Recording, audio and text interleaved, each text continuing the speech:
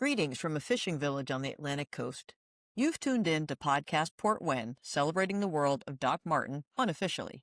I'm Chesley Wexler, and we'll be discussing Doc Martin, the medicine, the mayhem, and the marvelous people of Portwenn. Hey, welcome back to Erica and Doug. We're here to talk about Best Medicine, episode 6 of season 1, which has the adorable title of Eyewitness Blues. So we have ourselves a blueberry festival. Have you guys got any town festivals by you?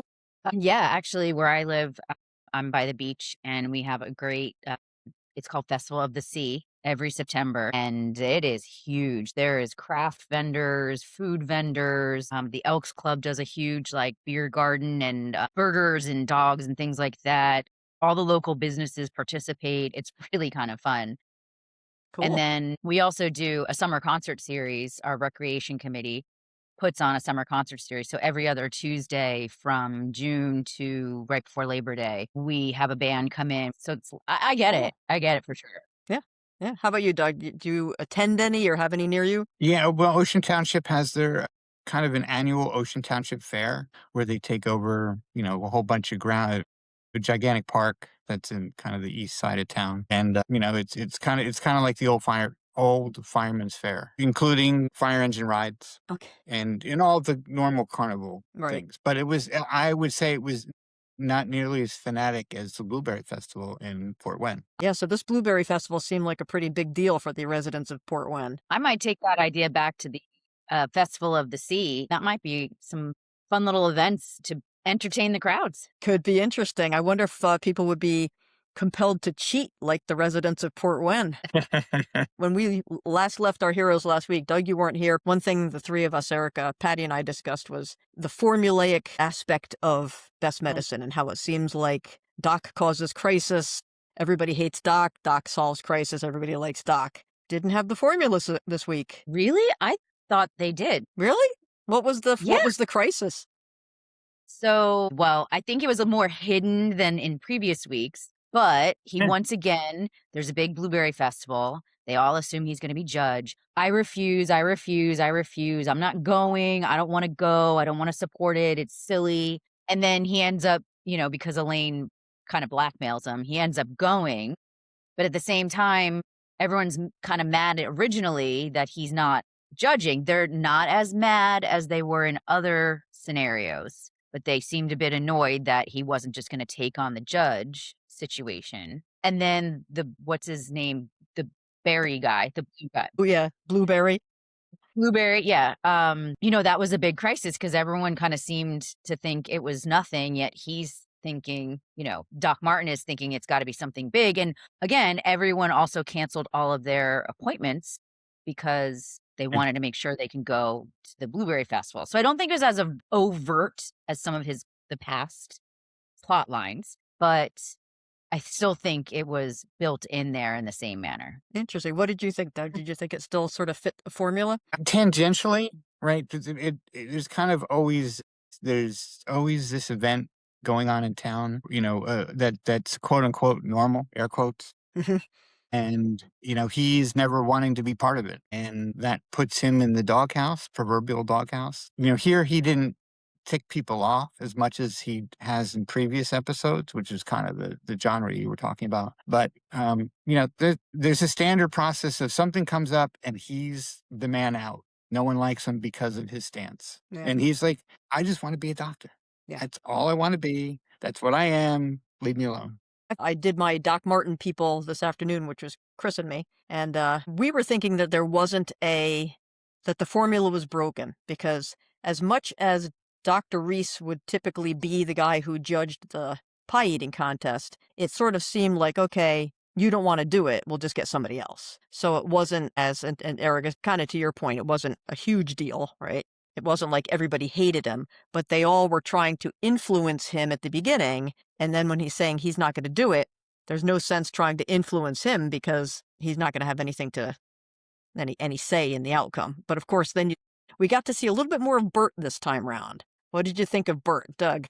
So when he's just trying to be a grifter, what can I get out of this? I was kind of surprised by that, and he was unabashedly like, yeah, I'm a judge, and I'm going to get my oil changed, and I'm going to get the backyard weeded and the lawn cut and the car washed, and that's just part of the gig. Yeah. Yeah, Yeah. so that did jump out at me. I didn't like it. Yeah. What did you think about Bert, Erica? You know what I think was an interesting that I observed is, as Doug was saying, Bert really took advantage of his newfound position. However, it was very interesting that he was very overtly taking advantage of his position and using the townsfolks, who all seem to rally together all the time for love and support and connection and everything. But Doc Martin said multiple times that he didn't want to judge. I'd say he'd probably at least fill his gas tank if he got a penny for every time he said, I don't want to be a judge, before they finally let him off the hook. And they're upset with him because he doesn't want to judge, but they're not upset with the, as you said, grifting. I thought that was an interesting observation in my opinion. Didn't you kind of think, though, that influencing the judge seemed to be their tradition? Because they were certainly trying to influence Martin when they thought he'd be the judge. So maybe this is what they did every year. But is it a tradition or a desire for change? It just seemed like that's what they do. I could imagine like Dr. Reese, right? Maybe, but like Louisa said, she always comes in third place and she wanted to do better. So now there's a new judge on the panel. It's an opportunity to make change. Or, I mean, yes, obviously they're trying to influence him as a judge. I guess I took it like the previous judges always seem to go the same way. So did you find an opportunity of potentially a new path where you might be able to make it on one of the lists or move up on the lists? I don't know. But then I thought with the reaction of, as everyone kind of got kicked off for various reasons or disqualified, then I kind of thought like how disingenuous the entire process was, which then that kind of, I feel like that supports did they see an opportunity to make a change? Because obviously there was corruption going on to get the same votes the same way every year. I don't know. That was my point. Well, the best pie seems to be blueberries every year, and then Sally Milo seems to come in second every year, right? Yep. And Louisa third. Yeah. Do you think we're reading too much into this, Doug? So I didn't think about it this way at all. But now that you bring it up, Erica, I was like, yeah, sure. Like this is their new, how they wanted to get ahead. They certainly seem like they're willing to cheat. Yeah. And how long have they been cheating? Have they been cheating this whole time? Clearly Blueberry has, because he doesn't know how to cook, so he's been buying his thing online. Clearly Sally Milo's been putting MSG in all the time, because that's just how she cooks it. And Greg, I guess, he's sort of the wild card from the standpoint, it sounds like every year he tries, but this year, and this could be to your path, like a different path, the fact that Bert was corruptible from the standpoint of he likes what he likes to eat, and Greg could bargain with that, right? But Louisa didn't cheat. Louisa has come in third place every year, and she's always followed all the rules. She made a point. She's followed the rules. She's the angel, or maybe the Florence Nightingale to Doc Martin. What did you think of Martin's reaction to her win? Well, so I'm a sucker for a happy ending, right? And I want to see them together. So great, absolutely. They're. I reflected back to the movie Cars, and I don't know if you guys remember. I'm a Cars fanatic, and there's a point later in the movie where Mater's making fun of Lightning and saying, "Oh, you love Sally," and he goes on and on about that. And he said, "No, I don't love Sally. You forget about it. Get away from me." So that kind of went in my head. It's like, Doc Martin loves Louise. Did you say you thought it was adorable, Erica? I did. I think it's really adorable. And if I could throw a question to Doug. Okay. So 2 episodes ago. I hope it's about cars. We can talk about cars, but 2 episodes ago, you were the one that said when they were in the field with Blaze, you didn't see any kind of connection. But this episode, Louisa actually gave him a very big hug and a kiss. Now I'm hoping, did you see that? And what was your reaction to that? Yeah. So when with what I just said, that was my reaction to the kiss. Okay. So that was where the Mater thing in Cars went off in my head. Yeah, I was very surprised when I saw how happy he was. That woohoo took me by surprise. And a very genuine woohoo. And what had he been saying all this time? This stupid festival, everybody's it's completely unimportant. It doesn't matter. Why is everybody going crazy about this? And then Louisa wins. He wasn't invested in the contest as much as he's invested in Louisa. Good point. I totally agree. Yeah. To get to two of our favorite characters, I thought that Mark seems to be, maybe coming back down a bit. It seems like he's had his macho phase, and then he had his completely vulnerable and hurt phase, and now he's got his recovering from his STD phase. I thought his need to go see his mother to fill his prescription was pretty funny. Yeah. And then he It tried to was. beg someone, persuade someone to go for him. I still think he's Yeah. over the top. I still think he's a bit too blah for me. I did appreciate the scene with him and his mom, and she was like, first of all, I have not, but she said, we've all done it. Like, we've all had it. And I was kind of shocked at that scene, and I was like, I don't think it's normal. However, maybe in a small town or something, I'm not really sure. But I did appreciate that she was like, this is nothing to be embarrassed, like very motherly, very much like, okay, we just take a beat, take a breath. This is normal. It's this happens kind of thing. And But I still defensive. little over the top in his acting. And I don't know if it's the writers making him do that or He might have a style, but there's also direction, how they want him to play the character. exactly. And I think, it seems to me there's an over-the-top characteristic to a lot of the characters in the show. So it might just be the direction that's coming in and some of the writing. We'll see. And Doc Martin even said during the episode, it's like, well, you're the village idiot. Right to That's him. right. Right. Yep. Yeah. So it's like he's fielding that role. He's figured out Mark. But I would say, relatively speaking, within the confines of 6 episodes, he's definitely toned it down. Compared to like a Yeah. normal character in any old show, he's still over the top. And then there's Elaine, who now seems to think she's a correspondent, but she does blackmail Martin into being her videographer. Yeah, that wasn't great, but that's her gig. That's her thing, right? Yeah. She's trying to use her interviewing skills to get out of town and get some followers. The blackmail angle has been something I've had in the back of my mind for how she's keeping her job. Do you think that the fact that she knows his secret has anything to do with the fact that she doesn't seem to do any work, but she still has her job? Yeah, I'm happy to field that one. I absolutely Mhm. think it has everything to do with how she keeps her job. I'm also sensing, like we were talking about, the overall thematic of the Doc Martin upsets somebody, he isolates people, he isolates an event, gets everyone mad, and then finds this crazy solution to everything, and then everyone likes him again. I'm getting the same kind of pattern with Elaine. She seems to start the episode as this over-the-top, crazy, unhinged, if you will, character. And then she seems to meet with her boyfriend, not admitting boyfriend, and he tones her down a little bit. And then she has a connection with Doc Martin, which brings her back to a normal person, and she ends the episode as very likable. And so I'm curious if that will be continuing, because in the beginning of the episode, I just want nothing to do with her. But by the end of the episode, she's endearing and she's sweet and she's thoughtful, and I like her. So I'm curious to see if they're going to continue that pattern as well. Interesting. That's a really good analysis. Yeah.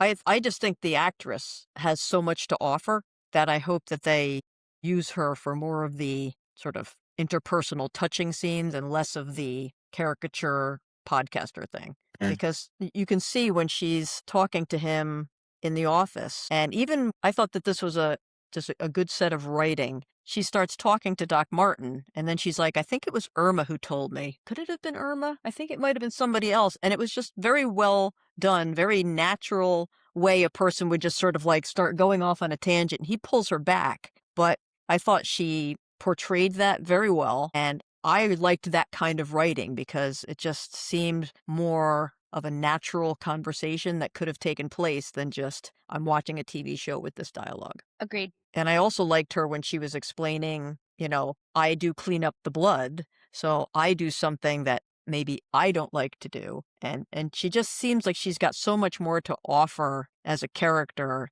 that's in the range of that actress, that I do hope that they use her for more than this sort of shallow level podcast person.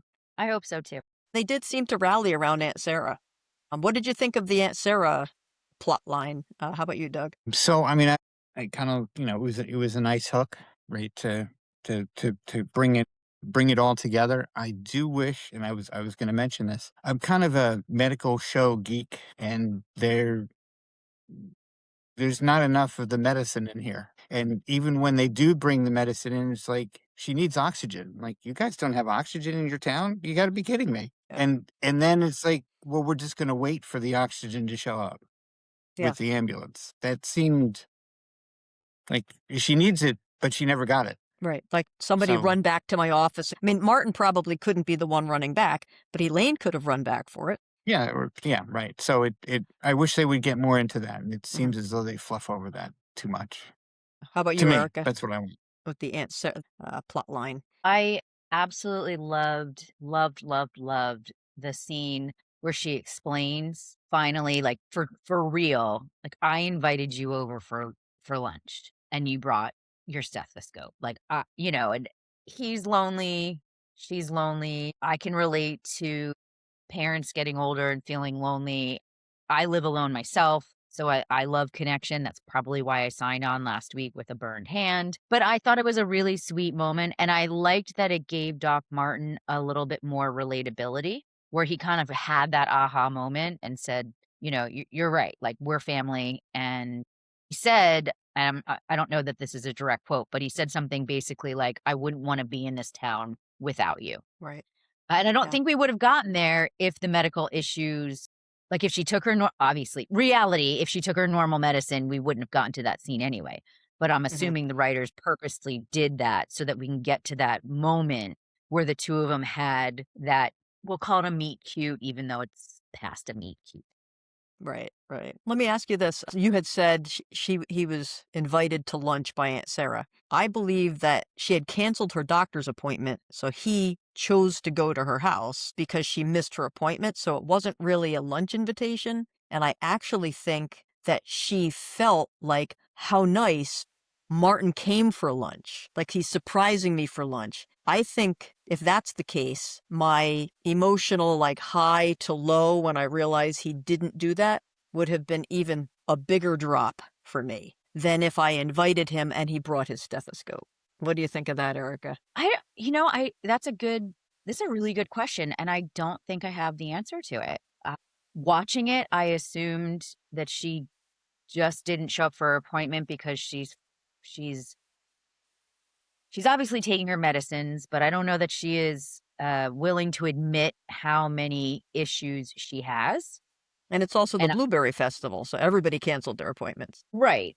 I kind of took it like she didn't want him knowing how many issues she had, so she canceled it, but invited him to lunch because she still wanted to have a connection with him, not expecting him to show up with his stethoscope and looking at all her medicines, questioning why she's taking what, and then being disappointed that he didn't just show up for lunch. He showed up because she missed her appointment. So he's in doctor mode. That's kind of how I took that scene. But Okay. I like your point of view too. Yours is a much more heavy Well, version.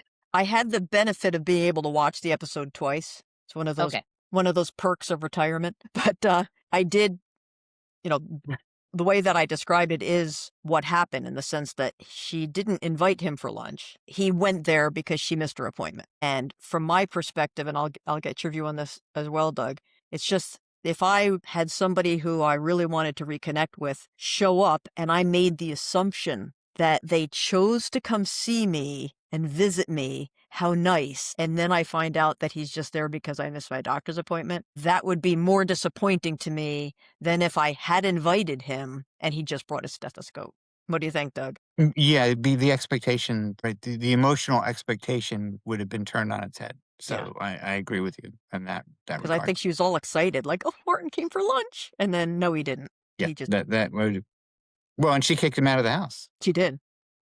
Yeah, so Yeah. I mean, I think she had that emotional reaction that turned on her head. And that's what she said in the hospital was, I was annoyed with you because I thought you were coming for lunch. But it fits in with the general theme. He just wants to be a doctor, and it's interesting. And I thought about this during the show. So he just wants to be a doctor. And that, I mean, he's probably good at being a doctor. I mean, I think he's shown that he's good at being a good diagnostician. Mhm. If something doesn't seem right, he researches it and figures it out. Although I wish he'd do more of it.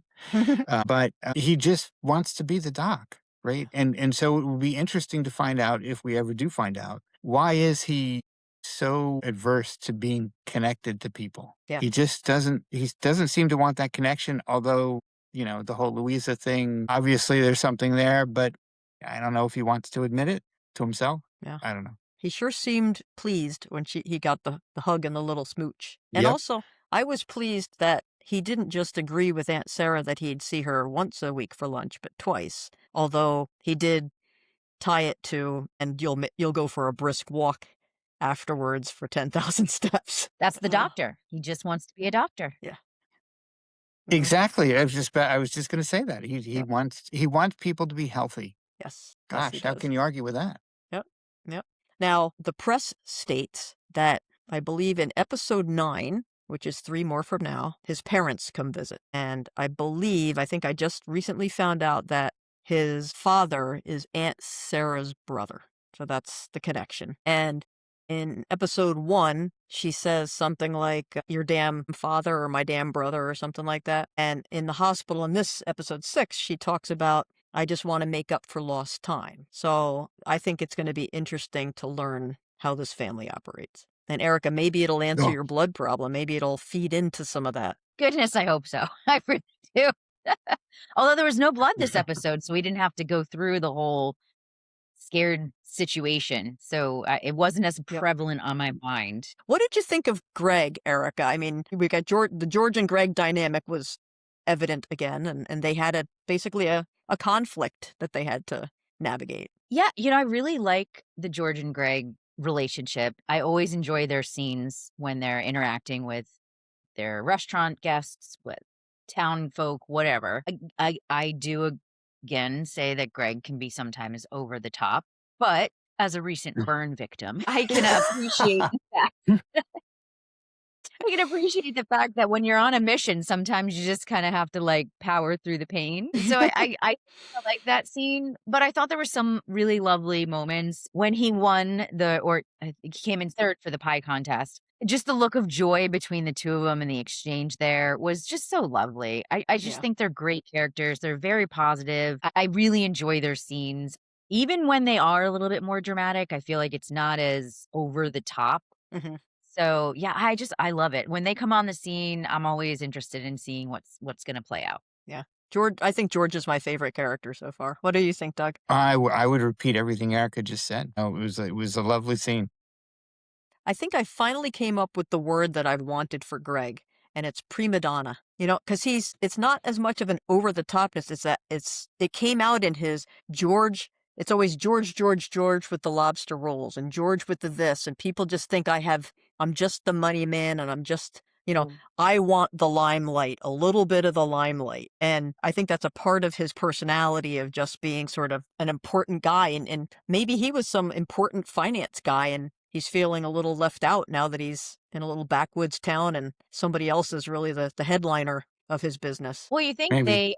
they're a partnership in business and in life. And as I've said, I'm not married.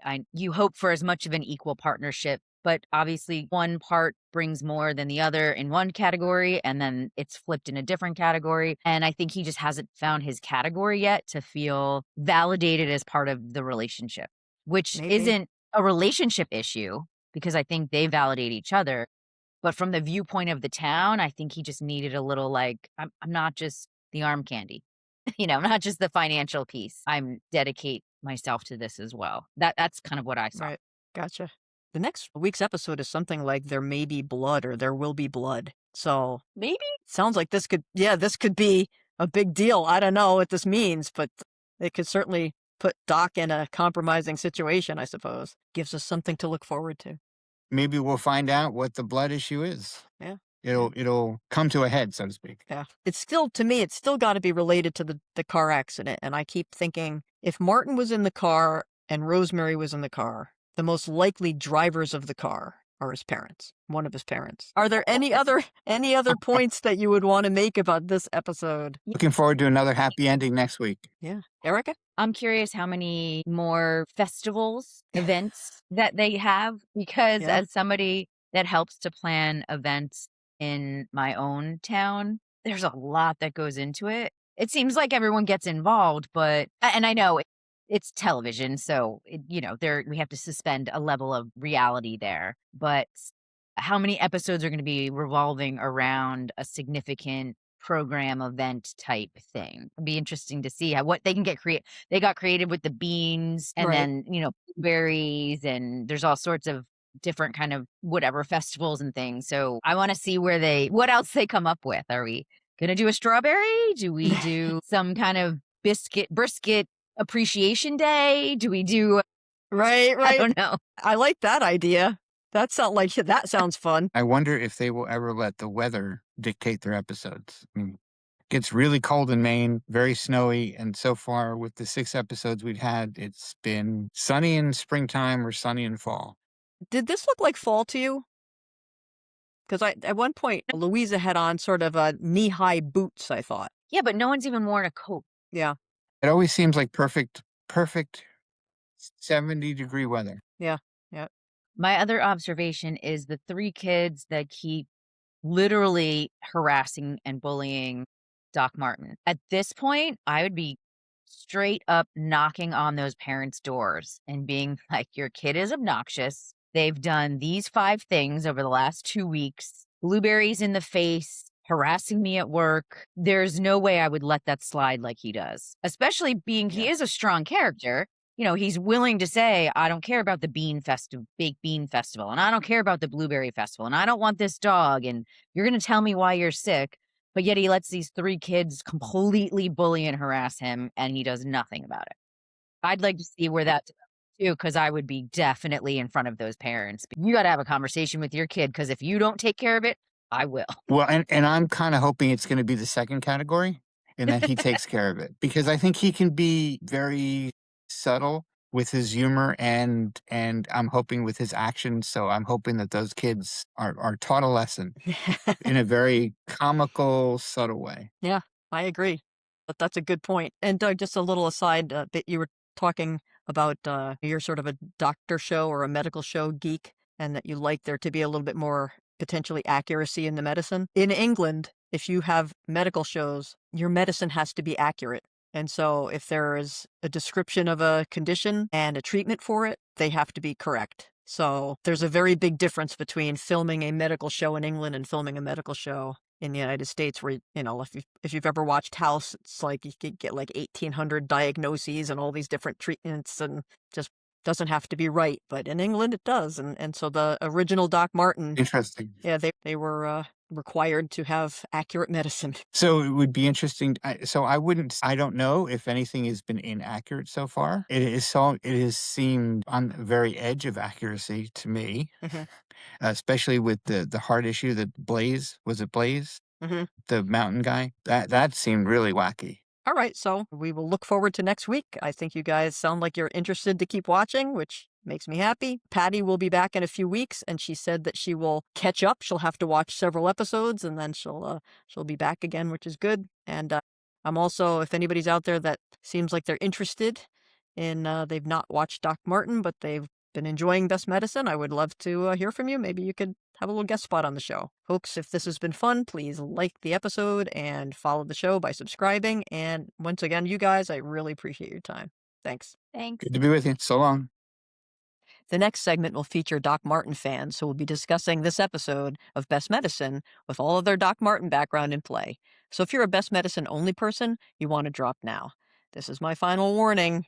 Welcome back to Chris for the Doc Martin portion of our episode. I'd like to focus on a few things today. The first is Elaine's veiled threat to expose the Doc's blood phobia in order to get him to film for her. The second is Aunt Sarah's comment about wanting to spend more time with her nephew and the fact that she wants to make up for lost time. And Martin's reaction to Louisa winning the pie contest. And in a larger context, we'll be talking just about the whole episode, and particularly how Martin Best and Martin Ellingham are really kind of diverging as characters. So let's go back to Elaine's veiled threat to expose Doc's blood phobia. Yeah, she wanted him to help her with her reporting on the Blueberry Festival.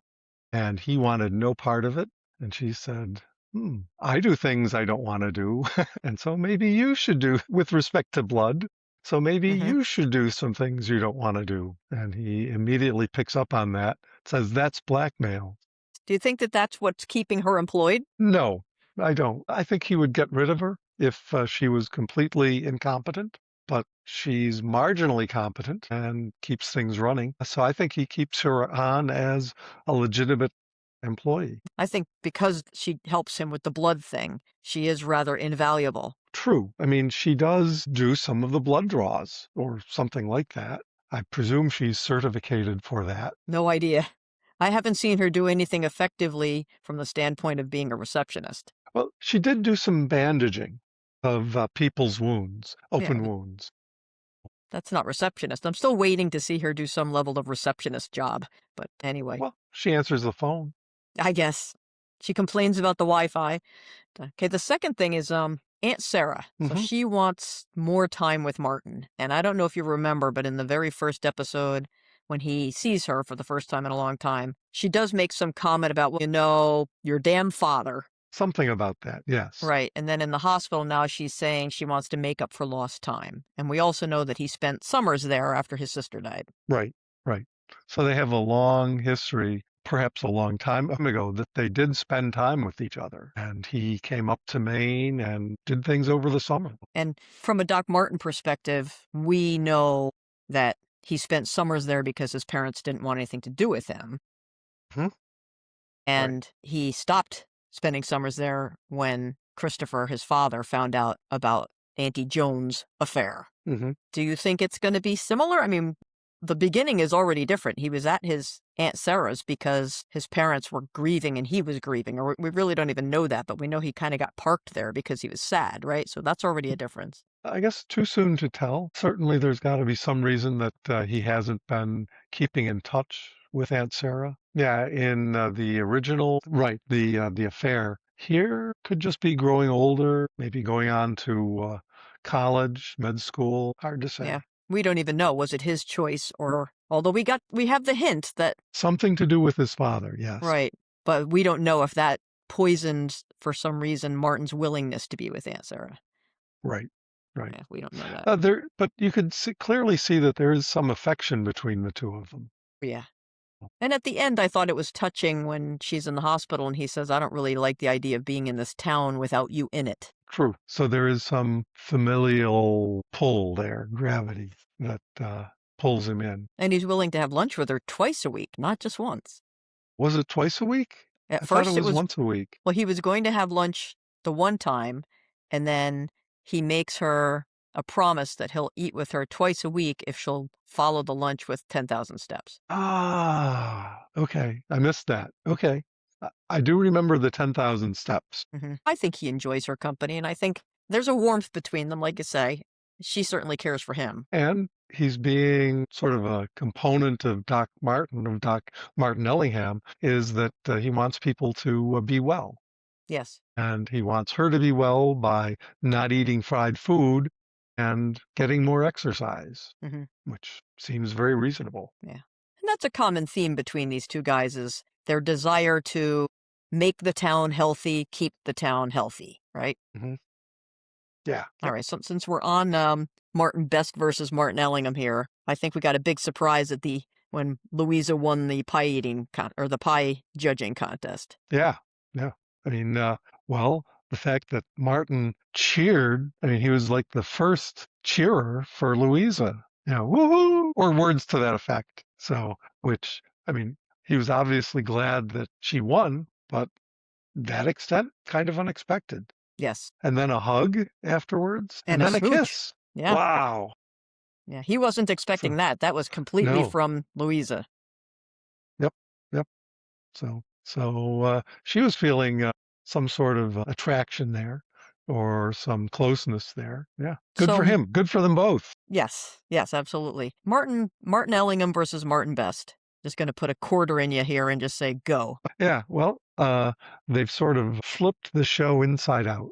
In the original, Martin Ellingham is antisocial, very sure of himself, and does not really want to be in that village, but he has to be because he needs a job. And the villagers are, for the most part, normal. And so he has to deal with the villagers, but he deals with it from a fairly arrogant position, I'll say, although maybe that's a little too strong. Certainly full of himself and tries to get people to follow the suggestions of a better life. Doc Martin Best, he's sort of an introvert. He certainly seems to like his own company, but he's a human being, which Martin Ellingham, there might be some question. So he's a human being. He feels things. You can see on his face, he's very expressive of things that he likes and doesn't like. Certainly doesn't like the dog. Does like Louisa, likes his aunt, and has a human reaction to the stories that a lot of the villagers tell. So he's a human person. And in the original, you have sort of a inhuman, grumpy person being put into sort of a normal environment. Here you have sort of a normal guy, very smart, capable, normal guy, but put into an environment that is kind of wacko. The villagers, I mean, you can look at Elaine, podcast in his reception room. Yeah, the various ailments of the villagers and their attitude, they're not normal. They're, in a sense, they're not normal. They're, I guess, a little too expressive. And they're trying to drag Martin Best along with them. Like, you may be normal, but here's how we do things here. You're coming with us. Yeah. Which might be sort of a subtext in the original, but it's not really the sort of main theme that you would see. This comes at you like a 2x4. Yeah. Yeah.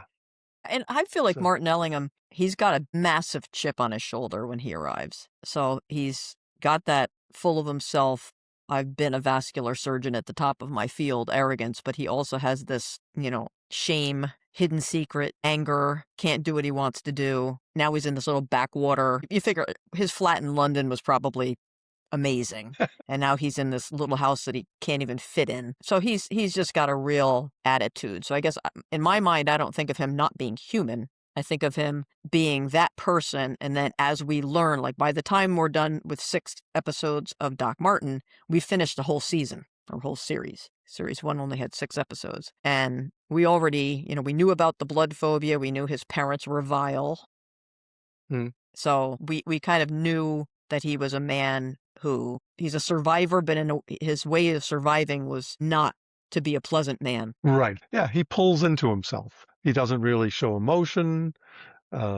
He's more confident. Yeah, he knows what he knows. He doesn't feel that he needs to tell other people about it, except where he needs to get them to be healthy. And of course, what does he tell people? Basically to stay out of his way, that don't do things, don't impinge on him. Which we see in Martin Best some too. I mean, I don't want to participate in any of your silly festivals but it's not as aggressive as in the Martin Ellingham. And not as belligerent. In Martin Ellingham's case, it's like, you stay out of my way. I mean, I'm going here. You guys just get out of my way. Move. In Martin Best's case, it's like, I'm here. You can just go around me, So it's not trying to sort of push people aside. It's trying to say, I'm here. Could you just sort of give me room, give me space? You go on about your business. Not trying to push people out as much. This is episode 6, and the press for the show says that in episode 9, we will meet Martin Best's father. Ooh. And so we will have more will be known at that point. Do you have any thoughts to not necessarily what he might be like, but what the scoop is between them? I'm not sure if we can really predict based on what we know. Yeah. Well, Martin Best, he's a product of his environment and his parents' upbringing, the upbringing from his parents. So we know that his father's a doctor. So pushing, I don't know. We know that Martin was in the car with his sister when the car accident occurred. I've always thought his parents must have been in the car too. They would have been the drivers. Probably. That would make sense. So, yeah, I think the senior Dr. Best will be probably a more so version of the junior Martin Best or junior Dr. Best. So, but I don't know. We'll see. We shall see. Okay, a No couple real of other people. predictions here. Yeah, I mean, I've just been wondering the whole idea if Martin is scarred so badly from the death of his sister, are the parents equally scarred? Is there an element of guilt that somehow they were at fault for the accident? Do they blame Martin? Was he acting up or something and caused the accident? And that's why they, so there's all sorts of things that could be the case. I'm looking forward to learning the story there. Yeah, I mean, in the sense that Martin has sort of withdrawn, it's quite possible his father and mother have withdrawn. Yeah. So we've got some other characters here that we've been talking about a bunch. We've got Mark Milo, who manages to collect a Yes. sexually transmitted disease Yes. and then has to get a prescription filled from his own mother, who seems rather jubilant at his acquisition of an STD. Yes. Yeah. Go figure. Yeah. Having never had chlamydia, I'm not sure why everyone gets it, but I will say that he does seem less over the top in this episode than he was in the first 4 episodes, which I think is a great improvement. yes. He's still silly, but not as over the top as before. So I think it's a big improvement there. I could take him as he is now and be okay with him. And I thought it was a fun plot line that he had to get the prescription filled. Yes. I do think in this, one of the things that was delightful, I thought, about Doc Martin was, it really, you could watch it with your kid and you could watch it with your grandmother and pretty much never be uncomfortable. And this show just has a lot of sex in it. It does. And I think it is probably because the producers think that they need to do it. Other shows have gotten as sort of explicit, at least in language, and maybe they think people on this side of the pond like it. I'm not that much of a fan of it myself. If you're watching this, I'd be very interested in your comments on similar shows. Do you think that this is, a typical amount of adding who's having sex with whom and who's taking Viagra and who's getting STDs? I'm not familiar with shows that seem to have this through 6 episodes as such a common theme. So I'd be interested in what the viewers of the podcast think about that. I did think it funny that he couldn't keep track of the number of his sexual partners. And then the folks in the lobby or the waiting room are suggesting names and he just keeps adding. Yes. Yeah. And, which I did find amusing. We hear from Louisa's teacher's assistant, whose name escapes me, Jeannie, maybe? I think that's it.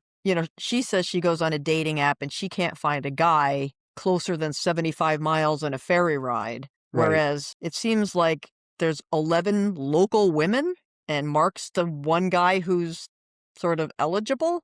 Well, could be. Maybe all the guys have left, so you only have women. Maybe. But they're all willing to hop into bed immediately? Well, could be. Yeah. Seemed a little surprising to me.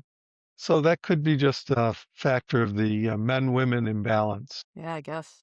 Just trying to make the show make sense. And then we've got Elaine now sort of switching from podcasting to trying to be more of a journalist in a way. Right. So again, she's utilizing technology, podcast, streaming. She basically wants to be a streamer of some sort and trying her hand at on-site journalism. And then with respect to Elaine, one thing that I was kind of happy to see was that she had very few viewers when she was doing all of this reporting. And I was kind of hoping she would take away from that there's really not a big audience for what she's doing, and maybe she would pivot away from it and choose a different path for herself. But at the tail end, they didn't make any mention of it, but you see a whole bunch of little like and love bubbles on her phone as she's watching the prizes get awarded. So now I'm a little disappointed that maybe she was successful and maybe she does continue this, because it's a thread that I'm not interested in that.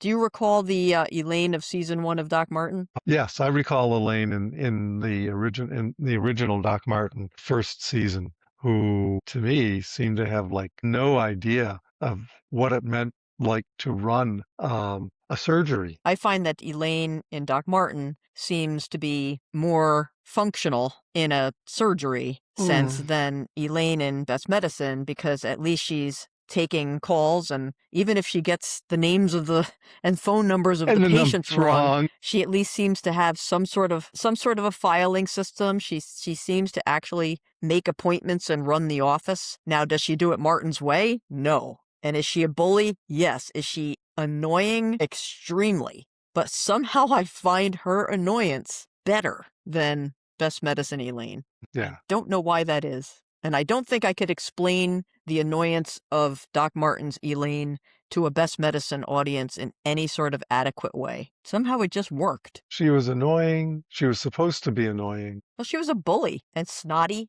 and a user of people. But, and I was glad she was gone after a season. As was I. But at the same time, comparing these two characters, I have a level of confidence that this Elaine will continue on in the series, because I have a sense, based on Mark, who looks like some sort of combination between Mark and Joe Penhale, I think Elaine will evolve from being Elaine-like to being Pauline-like to being Morwenna-like before the end of the show. Not this season, but if they take it the full 5 seasons that they expect. Yeah, could be. Could be. Can't happen soon enough for me. You get the impression, I get the impression, that Elaine in Best Medicine has some core competence. I didn't really get that in Doc Martin. No. She was just intimidating as a person, and then somehow the whole town loved her. So if she was fired, they all rallied behind her, which didn't happen when Doc fired Elaine originally. I mean, she just went to work in the restaurant. People weren't horrible about the fact they weren't not serving him. Right. But then she has a function to him, which is to take care of the blood problem. So, so we'll see what happens. Now, is there any, I guess, Bert? What about Bert? We see a little bit more of him in this episode than we are used to seeing. Yes. I like the Bert character. He seems very natural and always looking out for himself. And that certainly comes through in this episode. That, okay, you want me to be a judge? Fine. Gee, what can you do for me? So that I might have a favorable opinion of your entry. Yes. So, and going back to the original Doc Martin, Bert always had this element of, he had some scheme that he would use to try and do better for himself. So that sort of comes across. I like both characters, really, the original and Doc Martin, and I do like the Bert here, but they are different people. Yes. So yeah. I like how Al recognizes that's a lot of power to give my father. That's not really a good thing. Yes, I still like Al. I still like George. Greg still seems to me the same way I've kind of perceived him all along, which is he's kind of a little bit of a prima donna-ish guy. The fact that he takes over the whole kitchen and wants to bake his pie. I like George. I love George. Yeah, he's one of my favorite characters. So, but Greg. Yeah. But given we've had 6 episodes now, this is the last point I'll ask you about. Where does this one rank with other episodes? Oh, I think 3 I thought was good, and I thought last week's number 5 was good. So this I'll put it up there. Maybe not as good as last week's, but maybe on par with 3. Okay. Maybe above, maybe below, something like that. Okay. All right. So I'm hoping, this is sort of a general comment, that the writing becomes a little smoother. That to me it seems like they move from scene to scene to scene and don't really give the viewer a chance to make sense of it all. I think they could be a little bit more, I don't know, flowing, Okay. organic. Things can go from one thing to another, not quite as sharply, perhaps. Fair enough. But we'll keep watching. We will. All right. I appreciate you being here. If anybody who's watching, if this has been fun for you, please like the episode and subscribe to the feed, and we'll see you next week. Thanks for joining Podcast Portwenn.